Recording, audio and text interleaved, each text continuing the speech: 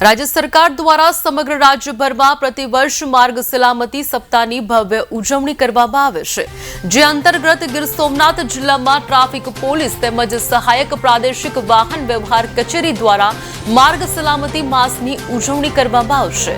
જિલ્લા કલેક્ટરે જણાવ્યું હતું કે અકસ્માતોનું પ્રમાણ ઘટાડવા માટે નાગરિકોમાં ટ્રાફિક અને વાહન ચલાવવા સમય દરમિયાન નિયમોના પાલન અંગે સ્વૈચ્છિક જાગૃતિ જરૂરી છે।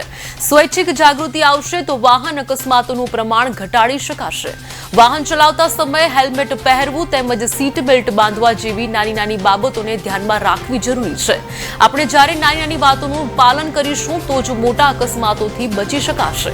માર્ગ સલામતી માસ અંતર્ગત દરેક વ્યક્તિએ સીટ બેલ્ટ બાંધવું જોઈએ, ઝડપ મર્યાદાની અંદર વાહન ચલાવવું, નશાકારક પદાર્થોનું સેવન કરી વાહન ન ચલાવવું, લાલ લાઇટને પાર કરવાનો દંડ, માર્ગ સુરક્ષા વિશે બાળકોને સમજાવવું, ભાવિ નાગરિકોને સાચો રાહ બતાવવો તેમજ ટ્રાફિકના નિયમોનું યોગ્ય પાલન કરો એવો સંદેશ આપવામાં આવ્યો હતો।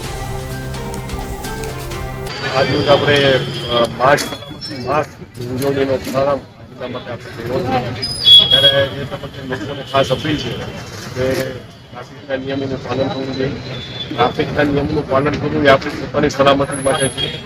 લોકોને પણ અપીલ છે કે હાઈવે ઉપર ગમે ત્યાં પોતાની અનુકૂળતા માટે ઘટના છૂટી જાય ને એમાં મોટા ટર્ન લગાવવાથી ગંભીર અકસ્માત હમણાં આપણે જોયું રાજસ્થાનમાં જે આપણે મોટો બનાવ બન્યો એના કારણે થયો કે ભાઈ હાઈવે ઉપર કટ મોટા મારીને અંદર પછી એ ટર્ન માપો એમાં બહુ કેટલા લોકો નિર્દોષ લોકો જાણે આવી બધી પ્રવૃત્તિ દૂર રહી, હેલ્મેટ પહેરીએ, સીટ બાંધીએ, જેથી એ પોતા માટે છે, બીજા માટે નથી પણ આપણા પોતાના માટે।